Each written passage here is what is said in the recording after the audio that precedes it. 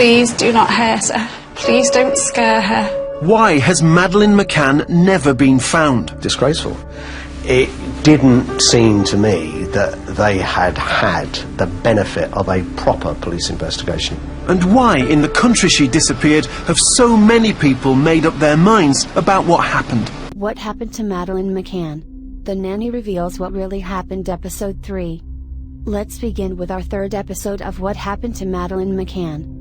In the last episode we talked about the suspicious parents and more investigative failure. Today I want to bring to your attention a private detective on the case. Did you hear of Kevin Halligen? Aged 56 at the time, gained notoriety when he was accused of exploiting the hunt for Madeleine Mccann only to fund his lavish lifestyle. The company he worked for received about £300,000 in cash from the public to fund the search for Madeleine. Apparently the money were siphoned to pay for first-class travel, luxury hotels and a mansion. He was later forced to deny the allegation by his company. Although if at first his death was considered foul play, later the police deemed his death unexplained. A lot of people wished him ill, however his death seems to have been related to alcoholism. In 2017, Edgar, another detective dealing with the case, believed Madeleine Mccann was alive and hiding in plain sight. She could be a captive hidden in an isolated property inland, not even aware of the international manhunt involved in her disappearance. Mr. Edgar, hired by Kate and Jerry Mccann for 3 years to try and find their missing daughter, has said he handed over to Scotland Yard over 7 lines of inquiry when they opened Operation Grange in 2011. So why wasn't Madeleine found? It seems that a lot of people apparently know this and that, but there's no evidence whatsoever that they in fact have anything conclusive. Mr. Edgar was certain somebody knew of the girl's disappearance. Someone possibly living in Portugal or Britain knew what happened to Madeleine on the night of her disappearance.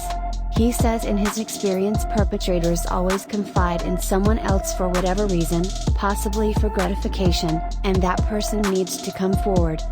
There were speculations that the authorities are interested in an individual who has proved difficult to track internationally, but it is not believed they are on a brink of a breakthrough. The nanny who looked after Madeleine Mccann finally spoke out, a decade after her disappearance, revealing her parents' true reaction on the night she went missing. Almost 10 years after Madeleine's disappearance, a carer who looked after the girl at the resort described the moment Kate and Jerry Mccann realized their daughter was gone. She recalled a night of looking in the bins, under the cars, as the alarm at the resort was raised. A manhunt was launched as Kate Mccann broke down. They've taken her. But who's they? Am I reading too much into this? At first, when Madeleine disappeared, the nanny wasn't even sure she was the girl who disappeared. She came to hear about a disappearance when a parent approached her and said a child has gone missing. The carer then went into Kate's apartment and saw her crying. She could barely say any words, but the nanny comforted her anyway. What she remembers very well, stamped in her memory, is seeing Jerry looking under cars. All the staff at the resort were told to look in bins in case her body was in there. The nanny and other workers scoured bins and pipes leading to the sea in the hours after Madeleine's disappearance, as well as combing the winding streets of Praia da Luz, until the early hours of the morning. The carer firmly believes her parents were not involved in her disappearance. She later criticized the police, which took 90 minutes to arrive, hampering any realistic chance of finding her. This meant the crime scene was not secured and potential evidence could have been contaminated. Why did the police took so long to arrive?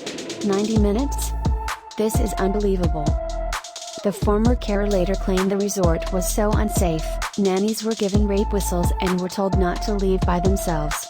There's been a girl attacked a year before in Praia da Luz. The resort was not family friendly and the carer deemed it unsafe for children and families. Why did the Mccanns go to that specific resort on holiday? Did they research the resort before going? Did they read any reviews about that particular resort? Many thanks for watching. In our next episode of What Happened to Madeleine, we will look into more updates.